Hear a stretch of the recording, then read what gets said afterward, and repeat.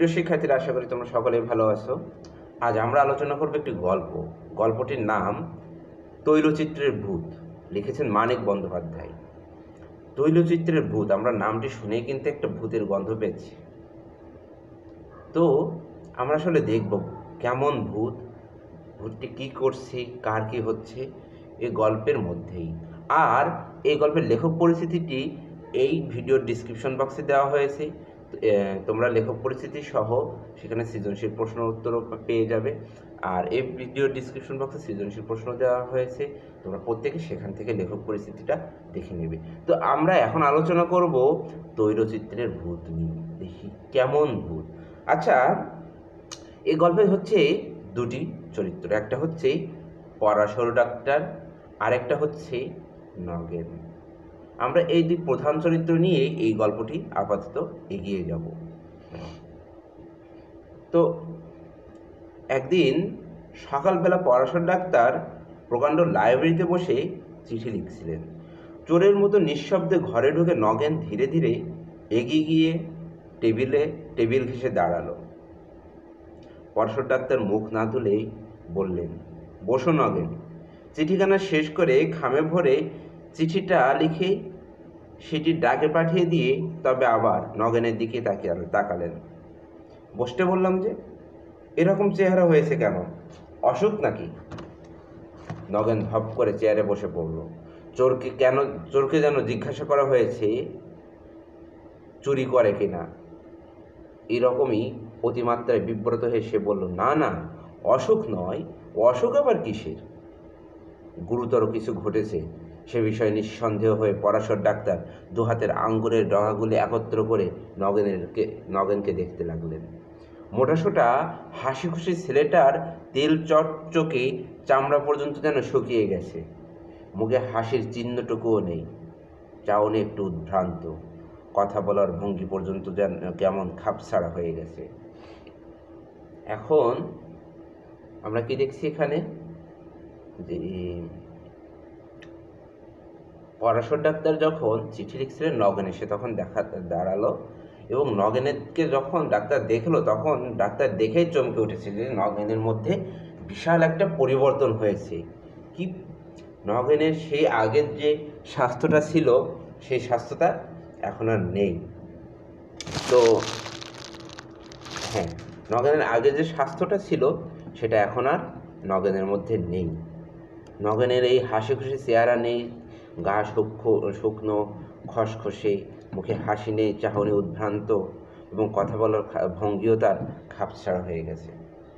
তো এখন ডাক্তার তার হাত দেখছে। নগেন তার মামা বাড়ি থেকে কলেজে পড়ে। মাস দুই আগে নগেনের মামার শ্রাদ্ধের নিমন্ত্রণ রাখতে গিয়ে পরাশর ডাক্তার নগেনকে দেখেছিলেন। এই অল্প সময়ের মধ্যে এমন কি ঘটেছে যাতে ছেলেটা এরকম বদলে যেতে পারে? ছেলেবেলা থেকে মামা বাড়িতেই সে মানুষ হয়েছে বটে, কিন্তু মামার শোকে এরকম কাহিল হয়ে পড়ার মতো আকর্ষণ তো মামার জন্য তার কোনোদিন ছিল না। বড়লোক কৃপণ মামার যে ধরনের আদর বেচারি চিরকাল পেয়ে এসেছে, তাতে মামার পরলোক যাত্রায় তার খুব বেশি দুঃখ হবার কথা নয়। বাইরে মামাকে খুব শ্রদ্ধা ভক্তি দেখালেও মনে মনে নগেন যে তাকে প্রায় জমের বাড়ি পাঠাতো তাও পরাশর ডাক্তার ভালো করেই জানতেন। পড়ার খরচের জন্য দুশ্চিন্তা হওয়ার কারণও নগেনের নেই, কারণ শেষ সময়ে কী ভেবে তার মামা তার নামে মোটা টাকা উইল করে রেখে গেছেন। নগেন হঠাৎ কাঁদো কাঁদো হয়ে বলল, ডাক্তার কাকা, সত্যি করে একটা কথা বলবেন? আমি কি পাগল হয়ে গেছি? পরাশর ডাক্তার একটু হেসে বললেন, তোমার মাথা হয়ে গেছো। পাগল হওয়া কি মুখের কথা রে বাবা? পাগল যে হয় অত সহজে টের পায় না সে পাগল হয়ে গেছে। তবেই দ্বিধাভরেই খানিকক্ষণ চুপ করে থেকে হঠাৎ নগেন যেন মরিয়া হয়ে জিজ্ঞাসা করে বসল, আচ্ছা ডাক্তার কাকা, প্রেতাত্মা আছে? ডাক্তার বলল, প্রেতাত্মা মানে তো ভূত। নেই। তবে আচ্ছা, তো আমরা এ পর্যন্ত কি দেখলাম? এখানে আমরা দেখলাম যে ডাক্তারের কাছে যখন নগেন আসছে তার অনেক রুক্ষ চেহারা দেখে ডাক্তার ভাবল কী হয়েছে। কিছুদিন আগে নগেনের মামা মারা গিয়েছে। নগেন হচ্ছে মামার বাড়িতে থেকে পড়াশোনা করে। তাহলে নগেন কোথায় পড়ে? নগেন কলেজে পড়ে। এবং কোথা থেকে পড়ে? নগেন তার মামা বাড়িতে থেকে কলেজে পড়ে। এবং 2 মাস আগে তার মামা মারা গিয়েছেন। তার মামার শ্রাদ্ধে গিয়ে ডাক্তারের সাথে নগেনের দেখা হয়েছিল। ডাক্তার বিজ্ঞানী মানুষ, তার চিন্তাভাবনা বিজ্ঞানী, মানে বিজ্ঞান ভিত্তিক, তিনি বিজ্ঞানে পড়াশোনা করেছেন। তো হঠাৎ করে ডাক্তার চিন্তা করলেন যে কি হতে পারে, তার মামাকে সে এত বেশি ভালোবাসতো না যে যার কারণে মামার শোকে সে এত বেশি কাতর হয়ে যাবে। আবার তার টাকা পয়সারও চিন্তা নাই, তার মামা তার নামে অনেক মোটা অঙ্কের উইল করে রেখে গেছেন। তাহলে কি হতে পারে তার?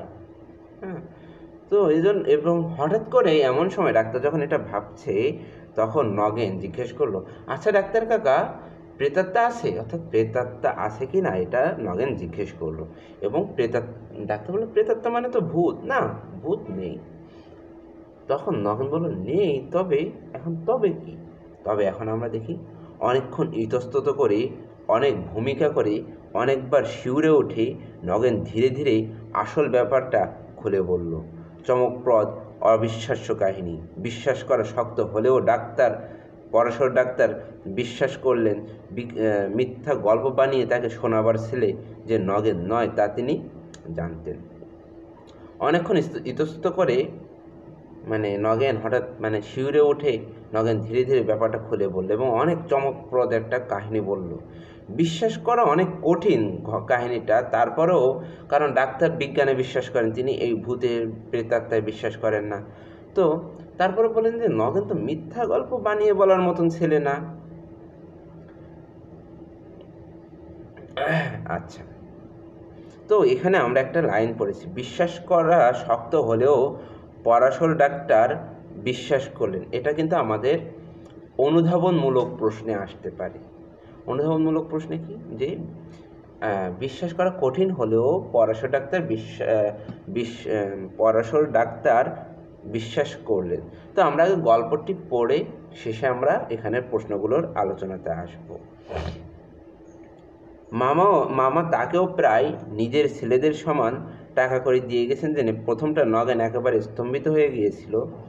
মামার এরকম উদারতা সে কোনোদিন কল্পনাও করতে পারেনি।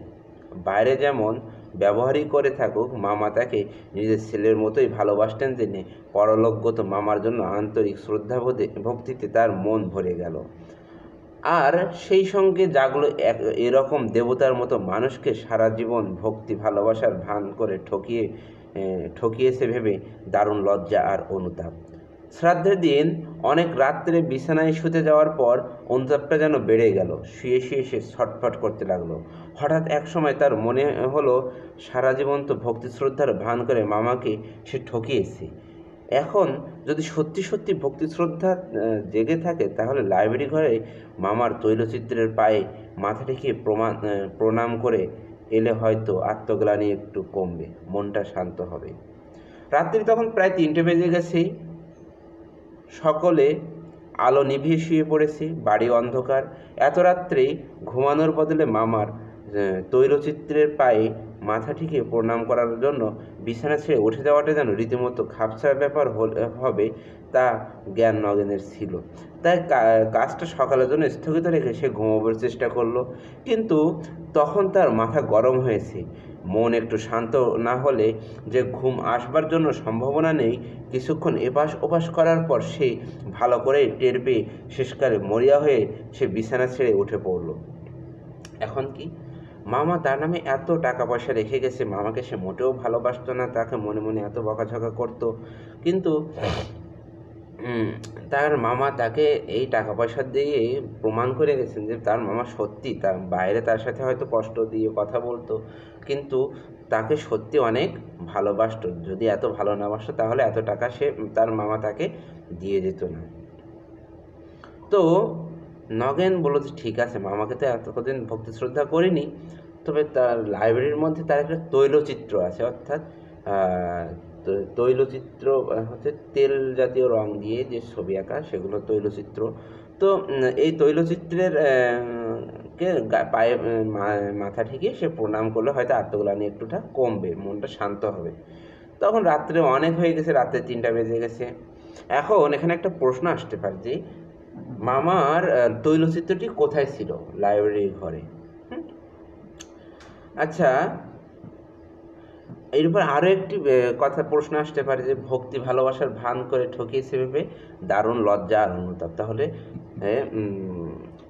নগেন দারুণ লজ্জার অনুতাপে কেন থাকে? তার মধ্যে দারুণ লজ্জা এবং অনুতাপ কেন আসে? যে সারা জীবন মামাকে ভালোবাসার ভান করে ঠকিয়েছে। তো এজন্য সে ভাবলো যে লাইব্রেরিতে গিয়ে তার মামাকে প্রণাম করবে। তো লাইব্রেরিতে যাবে, এখন রাত 3টা বাজে, সবাই ঘুমিয়ে গেছে। এই সময় লাইব্রেরিতে যাওয়াটাও কেমন যেন খাপছাড়া একটা বিষয়। তো এই জন্য নগেন ভাবলো যে না, এখন নাকি আমি যদি সকালে যাই তাহলে মনে হয় বিষয়টা ভালো হবে। পরে নগেন রাতে ঘুমানোর চেষ্টা করলো, কিন্তু ঘুম আসে না। পরে শেষে নগেন উঠেই পড়লো যে সে গিয়ে লাইব্রেরিতে আগে প্রণামটা করেই আসবে। তো এখানে কি, তারপর লাইব্রেরিতে একটি নগেনের দাদামশাইয়ের আমলের, লাইব্রেরিটি কেমন? নগেনের দাদামশাইয়ের আমলের। লাইব্রেরি সম্পর্কে নগেনের মামার বিশেষ কোনো মাথা ব্যথা ছিল না। তার আমলে গত 30 বছরের মধ্যে লাইব্রেরির পিছনে একটি পয়সাও খরচ করা হয়েছে কিনা সন্দেহ। আলমারির কয়েকটি অল্প দামি আর অনেক দিনের পুরনো। ভিতরগুলি বেশিরভাগ অদরকারি বইয়ে ঠাসা এবং উপরে বহুকালের ছেঁড়া মাসিক পত্র আর নানা রকম ভাঙাচোরা ঘরোয়া জিনিস গাদা করা। টেবিলটি এবং চেয়ার কয়েকটি খুব সম্ভব অন্য কোনো ঘর থেকে পেনশন পেয়ে এ ঘরে স্থান পেয়েছে। দেয়ালে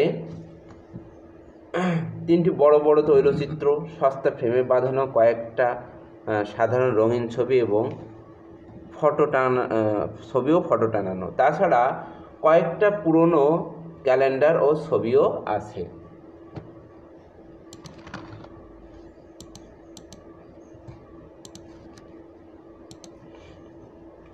আচ্ছা, তাহলে আমরা একটা দেখলাম যে একটা পুরানো লাইব্রেরিতে, যেটা নগেনের দাদামশাইয়ের আমলের, এবং তৈলচিত্রে নগেন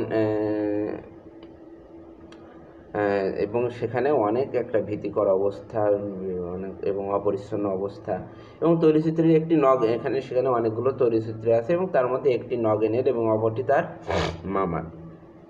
দাদামশাই তার দিদিমার তৈলচিত্র দুটি একদিকের দেয়ালে পাশাপাশি টানানো আছে। মামার তৈলচিত্রটি স্থান জুড়ে তার পাশের দেয়ালের মাঝামাঝি। এখন নগেনের মামার তৈলচিত্রটির স্থান কোথায়? স্থান জুড়ে আছে পাশের দেয়ালের মাঝামাঝি। কারো ঘুম ভেঙে যাবে ভয়ে নগেন আলো জ্বালেনি, কিন্তু তাতে তার কোনো অসুবিধে ছিল না। ছেলেবেলা থেকে এ বাড়ির আনাচে কানাচের সঙ্গে তার পরিচয়। লাইব্রেরিতে ঢুকে অন্ধকারে সে মামার তৈলচিত্রের কাছে এগিয়ে গেল।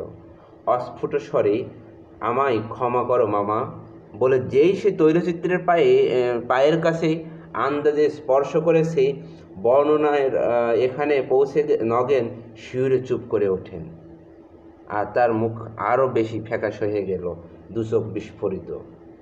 তারপর নগেন ঢোক গিলে জিভ দিয়ে ঠোঁট চেপে বলে, যেই শুয়েছি ডাক্তার কাকা, কে যেন আমাকে জোরে ধাক্কা দিয়ে ঠেলে ফেলে দিল। সমস্ত শরীর ঝনঝন করে উঠল, তারপর আর কিছু মনে নেই। জ্ঞান হতে দেখি সকাল হয়ে গেছে। আমি মামার ছবির নিচে মেঝেতে পড়ে আছি। পরশু ডাক্তার গম্ভীর মুখে জিজ্ঞাসা করলেন, তোমার আগে কোনোদিন ফিট হয়েছিল নগেন? নগেন মাথা নেড়ে বলল, ফিট না, কোশ্চিনকালেও আমার ফিট হয়নি। আপনি ভুল করছেন ডাক্তার কাকা, এ ফিট নয়, মরলে তো মানুষ সব জানতে পারে। মামাও জানতে পেরেছেন টাকার লোভে আমি মিথ্যা ভক্তি দেখাতাম, তাই ছবি ছোঁয়া মাত্র রাগে ঘেন্নায় আমাকে ধাক্কা দিয়ে সরিয়ে দিয়েছেন। সবটা শুনুন আগে, তাহলে বুঝবেন। সমস্ত সকাল নগেন মামার মতো বিছানায় পড়ে রইল। এই চিন্তাটাই কেবল তার ঘুরপাক খেতে লাগলো। ভক্তি ভালোবাসার ছলনায় টাকা আদায় করে নিয়েছে বলে পরলোকে গিয়েও তার মামার এমন জোরালো বিতৃষ্ণা জেগেছে যে তার তৈলচিত্রটি পর্যন্ত তাকে স্পর্শ করতে দিতে রাজি নন। যাই হোক, নগেন একালের ছেলে। প্রথম ধাক্কাটা কেটে যাওয়ার পর তার মনে নানা রকম দ্বিধা সন্দেহ জাগতে লাগলো। কে জানে রাত্রে যা ঘটেছে তা নিছক স্বপ্ন কিনা। ধৈর্য ধরতে না পেরে দুপুরবেলা সে আবার লাইব্রেরিতে গিয়ে মামার তৈলচিত্র স্পর্শ করে প্রণাম করলো। একবার যদি মামা রাগ দেখিয়ে থাকেন, এবার দেখাবেন না কেন? এখন কি হয়েছে, আমরা এখানে কি দেখছি যে নগেন তার মামার ওই ছবিতে যখনই প্রণাম করতে গেছে তখনই কি যেন বিশাল ধাক্কা মেরে নগেনকে ফেলে দিয়েছে এবং নগেন পড়ে গিয়ে ফিট হয়ে গিয়েছে, অজ্ঞান হয়ে গিয়েছে। এরপরে নগেনের যখন ঘুম ভাঙে তখন দেখা যায় সকাল, এবং পরদিন নগেন, তারপরেও নগেন এই সময়ের ছেলে, সে অনেক ভেবেচিন্তে বললো যে, এবং সে প্রথমে চিন্তা করলো যে মামা তার প্রতি এতটা রাগ করেছে যে মামার ছবি পর্যন্ত তাকে আমাকে স্পর্শ করতে দিতে রাজি নন। তারপরে নগেন যেহেতু এই আধুনিক যুগের ছেলে, সে বললো যে না, হয়তো রাত্রে স্বপ্নের মধ্যে কি হয়েছে দেখে আজকে দুপুরে যাই। এখন এবার দুপুরে যখন গেছে এবার কিছু ঘটলো না। শরীরটা অবশ্য খুব খারাপ হয়ে গেছে। মেঝেতে ধাক্কা লেগেছে, যেখানে লেগেছিল মাথার সেখানটা ফুলে টনটন করছে। এবং সকালে লাইব্রেরিতে মামার তৈলচিত্রের নিচে মেঝেতে তার জ্ঞান হয়েছিল, কিন্তু এতে বড়জোর প্রণাম হয়। রাত্রে ঘুমের মধ্যে হোক আর জাগ্রত অবস্থাতেই হোক, লাইব্রেরিতে গিয়ে সে একটা আছাড় খেয়েছিল। নিজের তৈলচিত্রে ভর করে মামাই যে তাকে আছাড় দিয়েছিল তার প্রমাণ কি আছে? নগেন যেন স্বস্তির নিঃশ্বাস ফেলে বাঁচল, কিন্তু কিছুক্ষণ তার মনের শান্তি টিকল না। বেশিক্ষণ তার মনের শান্তি টিকল না। রাত্রে আলো নিভিয়ে বিছানায় শুয়েই হঠাৎ তার মনে পড়ে গেল তার তো ভুল হয়েছে। দিনের বেলা তাকে ধাক্কা দেওয়ার ক্ষমতা তো তার মামার এখন নেই। রাত্রে ছাড়া মামার তো এখন কিছুই করতে পারবেন না। কি সর্বনাশ! তবে তো রাত্রে আরেকবার মামার তৈলচিত্র ছুঁয়ে না ছুঁয়ে কাল রাত্রের ব্যাপারটা স্বপ্ন বলা যায় না। এত রাত্রে আবার লাইব্রেরিতে যাওয়ার কথা ভাবতেই নগেনের হৃদকম্প হতে লাগলো। কিন্তু এমন একটা সন্দেহ না মিটিয়েই বা মানুষের চলে কিভাবে? খানিকটা পরে নগেন আবার লাইব্রেরিতে হাজির। ভয়ে বুক কাঁপছেই, ছুটে পালাতে ইচ্ছে হচ্ছে, কিন্তু কি এক অদম্য আকর্ষণ তাকে টেনে নিয়ে চলেছে মামার তৈলচিত্রের দিকে। ঘরে ঢুকেই সে সুইচ টিপে আলো জ্বেলে দিল। মটকার পাঞ্জাবির উপর দামি শাল গায়ে মামার দেয়ালে দাঁড়িয়ে আছেন। মাথায় কাঁচা পাকা চুল, মুখে একজোড়া মোটা গোঁফ, চোখে ভর্ৎসনার দৃষ্টি। নগেন এগিয়ে গিয়ে মামার পায়ের কাছে ছবি স্পর্শ করলো। কেউ তাকে ঠেলে সরিয়ে দিল না, কিন্তু সমস্ত শরীর হঠাৎ যেন কেমন অস্থির অস্থির হতে লাগলো। তৈলচিত্র থেকে কি যেন তার মধ্যে প্রবেশ করে ভেতর থেকে কাঁপিয়ে তুলছে। তবু নগেন যেন বাঁচল। ভয়ের জন্য শরীর এরকম অস্থির করতে পারে, সে সামান্য ব্যাপার। ফিরে যাওয়ার সময় আলোটা নিভিয়েই নগেন আবার থমকে দাঁড়ালো। তার আরেকটা কথা মনে এসেছে। কাল ঘর অন্ধকার ছিল, আজ আলোটা থাকার জন্য যদি মামা কিছু না করে থাকেন। নগেনের ভয়ে অনেকটা কমে গিয়েছিল। অনেকটা নিশ্চিত মনে সে অন্ধকারে তৈলচিত্রের কাছে ফিরে গেল। সে জানে অন্ধকারে তৈলচিত্র স্পর্শ করলেও কিছু হবে না। ঘরে একটা আলো জ্বলছে, কি জ্বলছে না তাতে বিশেষ কি আসে যায়। ইতস্তত না করে সে সোজা তৈলচিত্রের কাছে গিয়ে দাঁড়ালো। পরক্ষণেই প্রথম রাত্রের মতো জোরে ধাক্কা দিয়ে মামা আমায় ফেলে দিলেন। ডাক্তার কাকা, অজ্ঞান হয়ে গেলে? না, একেবারে অজ্ঞান হয়ে যায় নাই। অবশ্য আচ্ছন্নের মতো অনেকক্ষণ মেঝেতে পড়েছিলাম, কিন্তু জ্ঞান ছিল। তারপর থেকেই আমি পাগলের মতো হয়ে গেছি ডাক্তার কাকা। দিন রাত কেবল এই কথাই ভাবি। রোজ কতবার ঠিক করি বাড়ি ছেড়ে কোথাও পালিয়ে যাব, কিন্তু যেতে পারি না। কিসে যেন আমায় জোর করে আটকে রেখেছে। এখন নগেন আবার ঠিক করলো দ্বিতীয় দিন সে প্রণাম করবে রাত্রিতে, কারণ দিনের বেলা তো আর প্রেতাত্মার আত্মা ঘুরে বেড়ায় রাতে গিয়ে যখন প্রণাম করলো লাইব্রেরিতে, তখন লাইট জ্বালিয়ে প্রণাম করলো, লাইট অন করে। তো লাইট অন করে প্রণাম করলো, কিছু হলো না। তখন নগেন ফিরে আসছে, যখন ভাবলো যে না, গতকাল তো লাইট অফ ছিল, আলোর মধ্যে মামা কিভাবে আসবেন। তো লাইট অফ করে আবার যে প্রণাম করছে, তখন আবার ধাক্কা দিল এবং সে পড়ে গেল, এবং একবারও ফিট হয়ে অজ্ঞান হয়ে যায়নি। সে কিছুটা আচ্ছন্নের মতো কিছুক্ষণ মেঝেতে পড়েছিল এবং তারপর থেকেই নগেনের এই অবস্থা, পাগলের মতো হয়ে গেছে, উদ্ভ্রান্ত হয়ে গেছে। সে মাঝে মাঝে ভাবে চলে যাবে, কিন্তু কোনো একটা শক্তি তাকে এ বাড়ি থেকে যেতে দিচ্ছে না। এরপর পরশুর ডাক্তার খানিকক্ষণ ভেবেই জিজ্ঞেস করলেন, তারপর আর কোনোদিন ছবিটা ছুঁয়েছো? কতবার দিনে শুয়েছি, রাত্রে শুয়েছি, আলো জেলে শুয়েছি, অন্ধকারে শুয়েছি, ঠিক ওই রকমই ব্যাপার ঘটে। দিনে বা রাত্রে আলো জেলে সে কিছুই হয় না, অন্ধকারে শোয়া মাত্র মামা আমাকে ঠেলে দেয়। সমস্ত শরীর যেন ঝনঝনিয়ে ঝাঁকুনি দিয়ে ওঠে। কোনো দিন অজ্ঞান হয়ে যায়, কোনো দিন জ্ঞান থাকে। বলতে বলতে নগেন যেন একেবারে ভেঙে পড়ল। আমি কি করব ডাক্তার কাকা, এমন করে কদিন চলবে? পরশু ডাক্তার বললেন, তার দরকার হবে না, আমি সব ঠিক করে দেব। আজ সকালে ঘুমিয়ে পড়লে রাত্রে ঠিক 12টার সময় তুমি বাইরের ঘরে আমার জন্য অপেক্ষা করো, আমি যাব। একটু থেমে আবার বললেন, ভূত বলে কিছু নেই নগেন। তবু মাঝরাত্রে অন্ধকার লাইব্রেরিতে পরশর ডাক্তার মৃদু একটা অস্বস্তি বোধ করতে লাগলেন। এ ঘরে বাড়ির লোক খুব কম আসে। ঘরের বাতাসে পুরনো কাগজগুজের একটা ভ্যাপসা গন্ধ পাওয়া যায়। নগেন শক্ত করে তার একটা হাত চেপে ধরে কাঁপছে। কিসের ভয়? ভূতের? দৈরচিত্রের ভূত? ভূতে যেই একেবারে বিশ্বাস করে না, যার বদ্ধমূল ধারণা এই যে যত সব অদ্ভুত অথচ সত্য ভূতের গল্প শোনা যায়, তার প্রত্যেকটি সাধারণ করে না। তার বদ্ধমূল ধারণা এই যে অদ্ভুত অথচ সত্য ভূতের গল্প শোনা যায়, তার প্রত্যেকটি সাধারণ ও স্বাভাবিক কোনো ব্যাখ্যা আছেই। তো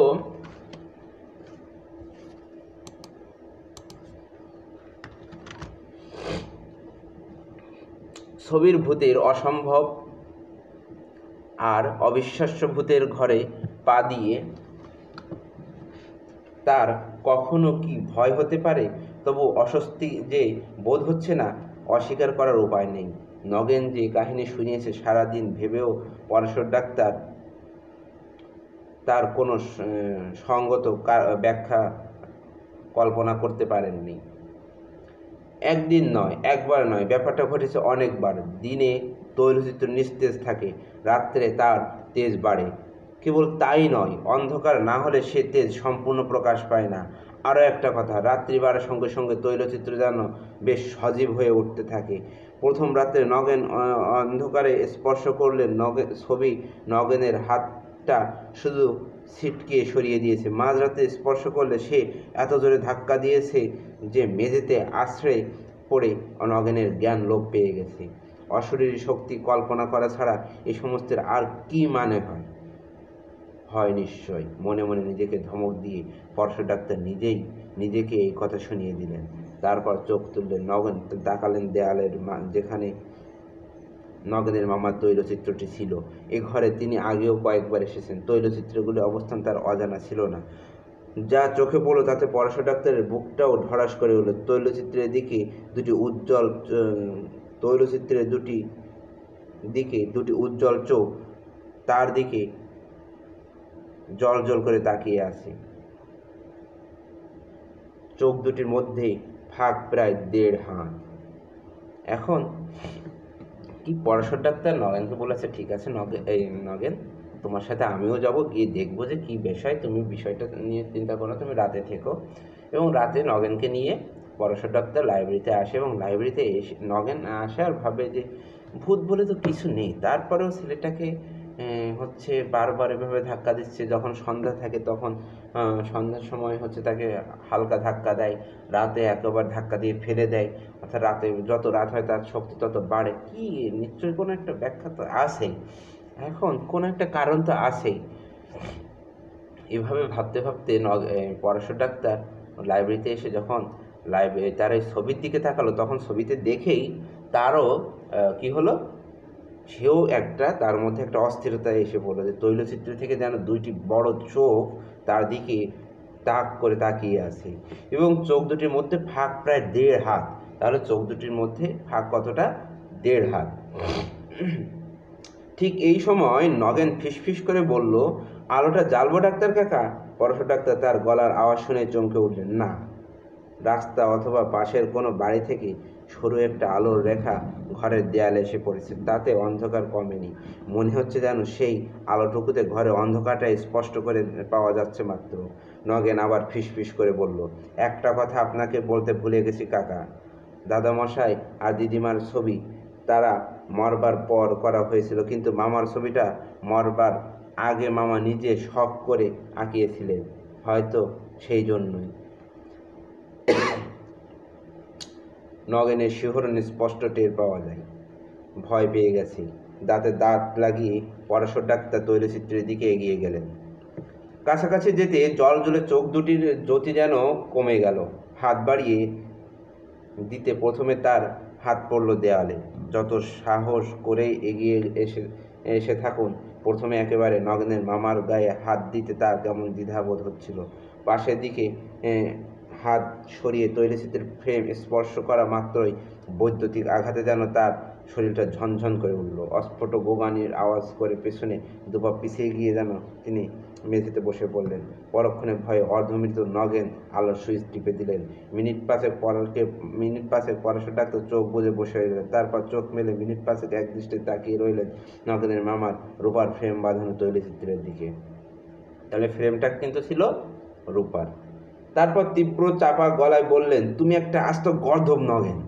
রাত একটু কমলেই পরশু ডাক্তার বলতে লাগলেন, গাধাও তোমার থেকে চেয়ে বুদ্ধিমান। এত কথা বলতে পারলে আমাকে, আর এই কথাটা একবার বলতে পারলে না যে মামার ছবিটা মধ্যে রূপোর ফ্রেমে বাঁধানো হয়েছে আর ছবির সঙ্গে লাগিয়ে দুটি ইলেকট্রিক বাল্ব ফিট করা হয়েছে? আমি কি জানি, 6 মাস আগে যেমন দেখে গিয়েছিলাম আমি ভেবেছিলাম ছবিটা এখানে তেমনই অবস্থাতেই আছে। ইলেকট্রিক শক খেয়ে বুঝতে পারো না কিসে শক লাগলো? তুমি কোন দেশে ছিলে? আমি তো শক খাওয়া মাত্র টের পেয়ে গিয়েছিলাম তোমার মামার ছবিতে কোন প্রেতাত্মা ভর করেছে। নগেন উদ্ভ্রান্তের মতো বলল, রূপার ফ্রেমটা দাদামশাইয়ের ছবিতে ছিল। চুরি যাবার ভয়ে মামা অনেক দিন আগে সিন্ধুকে তুলে রেখেছিলেন। মামার শ্রাদ্ধের দিন মামিমা ফ্রেমটা বার করে মামার ছবিটা বাঁধিয়েছিলেন, আর আলো দুটো লাগিয়েছে আমার মামাতো ভাই পরেশ। তাহলে আমরা কি দেখছি, ডাক্তার যখন স্পর্শ করছে ডাক্তারকেও ধাক্কা মেরে ফেলে দিচ্ছে। এখন ডাক্তার তো বিজ্ঞানী মানুষ, বিজ্ঞান সম্পর্কে তার জ্ঞান আছে, সে ধাক্কা খেয়েই বুঝলো যে এটা হচ্ছে কিসের, ইলেকট্রিক শক, বৈদ্যুতিক শক। তো সে বলে, নগেন তুমি একটা গাধা, তুমি এই বৈদ্যুতিক শককে তুমি প্রেতাত্মা ভূত বলে নিজেকে অসুস্থ করে ফেলেছো।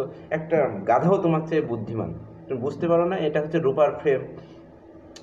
তো পরশু ডাক্তার এসে বললেন, আচ্ছা। তারপরে নগেন উদ্ভ্রান্তের মতো রূপোর ফ্রেমটা বলল যে দাদামশাইয়ের ছবিতে ছিল। চুরি যাওয়ার ভয়ে মামা সিন্ধুকে ভরে রেখেছিলেন এবং মামিমা এটাকে দাদার মামার শ্রাদ্ধের দিনে বাঁধিয়েছিলেন এবং আলো দুটো লাগিয়েছে আমার মামাতো ভাই পরেশ। হ্যাঁ, সেই বছর তাহলে, এবং সেখানে দুটো আলো লাগিয়েছে ফ্রেমে তার মামাতো ভাই পরেশ। পরশু ডাক্তার এবং সে এবছরই ইঞ্জিনিয়ারিং কলেজে ভর্তি হয়েছে, তাই বলল এই সামান্য কাজের জন্য ইলেকট্রিক মিস্ত্রিকে পয়সা কেন দেব। এরপর পরশু ডাক্তার একটি হেসে বললেন, পরেশ তোমার মামার উপযুক্ত ছেলেই বটে, কিছু পয়সা বাঁচানোর জন্য বাপের ছবিতে ভূত এনে ছেড়েছে। এই খবরটা যদি আগে দিতে আমায়। নগেন সংশয় বলে বলল, কিন্তু কাকা? পরশু ডাক্তার রাগ করে বললেন, কিন্তু কি? এখানে বুঝতে পারছো না, দিনের বেলায় মেন সুইচ অফ করা থাকে, তাই ছবি ছুলে কিছু হয় না। ছবি মানে ছবির রূপার ফ্রেমটার নিচে কাটফাট কিছু আছে, দেয়ালের সঙ্গে যোগ নেই, নইলে তোমাদের ইলেকট্রিকের বিল এমন হু হু করে বেড়ে যেত না, আবার কোম্পানির লোককে এসে লিকেজ খুঁজতে হতো না। তুমিও আবার ভূতের আসল পরিস্থিতিটা জানতে পারলে সন্ধ্যার পর বাড়ির সমস্ত আলো জ্বলে, আর বিদ্যুৎ তামা তার দিয়ে যাতায়াত করতে বেশি ভালোবাসে কিনা, তাই সে ছবি ছুলে তোমার কিছু হয় না। এ ঘরের আলোটা জ্বাললেও তাই হয়। মাঝরাত্রে বাড়ির সমস্ত আলো নিভে যায়, তখন ছবিটা ছুলে আর কোনো পথ খোলা নেই দেখে বিদ্যুৎ অগত্যা তোমার মতো বোকা হবার শরীরটা দিয়েই যায়। পরশু ডাক্তার একটু চুপ করে গেলেন। হঠাৎ মনে হয়ে গেল সুযোগ পেলে তার শরীরটা পথ হিসেবে ব্যবহার করতেও বিদ্যুৎ দ্বিধা করে না। তিনি হাঁফ ছাড়লেন। কপাল ভালো, তার তড়িতাহত হয়ে প্রাণে মরতে হয়নি। এখন এখানে আমরা কি আরেকটা কথা তোমাদের বলে রাখছি যে হ্যাঁ, এই গল্পের সৃজনশীল প্রশ্নগুলো তোমাদের উদ্দীপকে দেওয়া আছে, এখানে ডিসক্রিপশন বক্সে দেওয়া আছে, তোমরা সেখান থেকে অবশ্যই দেখে নেবে। এবং আমার পরবর্তী লেকচারে তোমাদের লেখক পরিস্থিতি এবং সৃজনশীল প্রশ্নও দেওয়া থাকবে, সেখান থেকে তোমরা সেটা দেখবে। এরপর তাহলে আমরা এখানে কি দেখছি যে এখানে একজন বিজ্ঞানসম্মত ব্যক্তি, যিনি ডাক্তার, আর একজন নগেন হচ্ছে একজন একটা বাড়িতে থাকে, সে ছাত্র। তো নগেন হঠাৎ করে তার মামার ছবিতে যখন হাত দেয়, ছবি থেকে ধাক্কা দেওয়া হয়। তো নগেন ভাবে মনে হয় মামার ছবিতে ভূত ভর করেছে এবং সে অনেক ভীত হয় এবং ডাক্তারকে বলে। ডাক্তার যখন আসে তখন দেখে যে না, এটা হচ্ছে ইলেকট্রিক শক। দিনের বেলা হচ্ছে মেইন সুইচ অফ করা থাকে, আর সন্ধ্যার সময় বাড়ির সব আলোগুলো জ্বালানো থাকে এবং তখন বিদ্যুৎ তামার তার দিয়ে হচ্ছে বেশি প্রবাহিত হয়, এই জন্য ওভার ফ্রেমে হাত দিলে কিছু হয় না। কিন্তু মাঝরাতে যখন সব লাইট অফ করে দেওয়া হয় তখন বিদ্যুৎ আর কোথাও দিয়ে যেতে পারে না। এ কারণে সে যখন রূপার ফ্রেমটা স্পর্শ করে তখন মানব শরীর দিয়েই সেটা আর্থিং হয়ে যায়। এখন এখানে তোমাদের কয়েকটি জ্ঞান অনুধাবনমূলক প্রশ্ন আমি বলে রাখি। বিশ্বাস করা শক্ত হলেও পরশ ডাক্তার বিশ্বাস করলেন, এখানে এই কথাটি ব্যাখ্যা করো। তাহলে ভূতে বিশ্বাস করা শক্ত, এবং নগেন যে ভূতের গল্প বলেছে এটা যদিও কঠিন, তারপরেও নগেন যেহেতু মিথ্যা বলার ব্যক্তি না, সেহেতু ডাক্তার বিশ্বাস করলেন। এই অংশটি তোমরা এভাবে ব্যাখ্যা করবে বিস্তারিত অংশ দিয়ে। এরপর ভক্তি ভালোবাসার ভান করে ঠকিয়েছে ভেবে দারুণ লজ্জার অনুতাপ। কথাটি কার এবং কার ভাবনা? হচ্ছে নগেনের। এরপর অনুতাপ কেন, এটা অনুধাবনমূলক প্রশ্নে আসতে পারে, এটাও তোমাদের বলবে যে নগেন প্রথম দিকে তাকে মোটেও ভালোবাসত না। পরবর্তীতে যখন সে মামা মারা যাওয়ার পরে তার নামে তাকে অনেক টাকা উইল করে দেয়, তখনই সে বুঝতে পারে যে না, মামা তাকে খুব ভালোবাসতো, এবং এ কারণে সে পরবর্তীতে তার মধ্যে অনুতাপ চলে আসে। এরপর হচ্ছে লাইব্রেরিটি ছিল নগেনের দাদামশাইয়ের। তৈলচিত্রের একটি নগেনের তৈলচিত্রের ওখানে দুইটি তৈলচিত্র ছিল পাশাপাশি, একটা হচ্ছে নগেনের দাদামশাইয়ের, একটা হচ্ছে দিদিমার, এবং নতুন যেটি দেয়ালে টানানো আছে সেটি হচ্ছে তার মামার হচ্ছে বর্ণনার। এখানে পৌঁছে নগেন চুপসে গেল।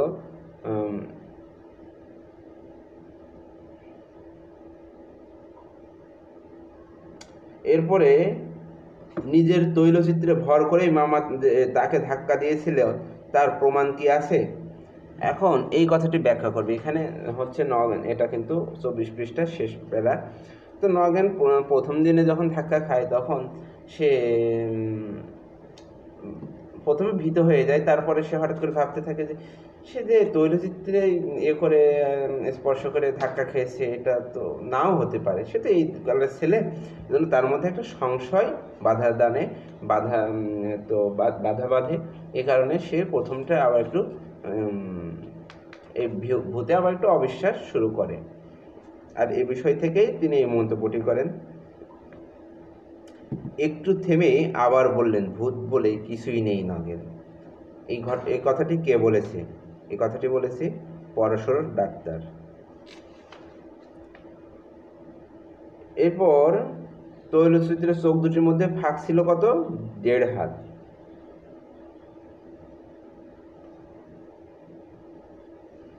এখানে আরেকটা প্রশ্ন আছে, অনুধাবনমূলক আছে, সুন্দর। সেটা হচ্ছে কিছু পয়সা বাঁচানোর জন্য বাপের ছবিতে ভূত এনে ছেড়েছে, এটা কে? এটা হচ্ছে নগেনের মামার ছেলে। আর এই কথাটি ব্যাখ্যা করতে হবে যে নগেনের মামার ছেলে সবেমাত্র ইঞ্জিনিয়ারিং কলেজে ভর্তি হয়েছে, কিন্তু সে মিস্ত্রিকে টাকা দেবে না বলে সে নিজেই মামার ছবিতে হচ্ছে আলো জ্বালাতে গিয়ে ভুলভাবে আলো জ্বালিয়েছে, এবং সেখানে বৈদ্যুতিক সংযোগটি ত্রুটিপূর্ণ ছিল। এ কারণে সে তার বাবার ছবিতে হচ্ছে রাতে শক অনুভূত হতো, বৈদ্যুতিক শক। এ কারণেই লেখক এই কথাটি ডাক্তার এ কথাটি বলেছে। তো আশা করি তোমাদের বুঝতে পেরেছো। আর যাদের কোনো সমস্যা আছে তোমরা কমেন্টস করে জানাও কোনো ধরনের প্রশ্ন থাকলে।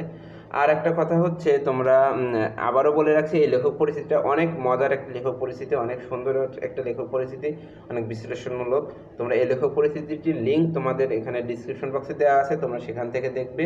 এবং সৃজনশীল প্রশ্ন এখানে ডিসক্রিপশন বক্সে দেওয়া আছে এবং আগামী মানে ওই লেখক পরিচিতির সাথেও দেওয়া আছে।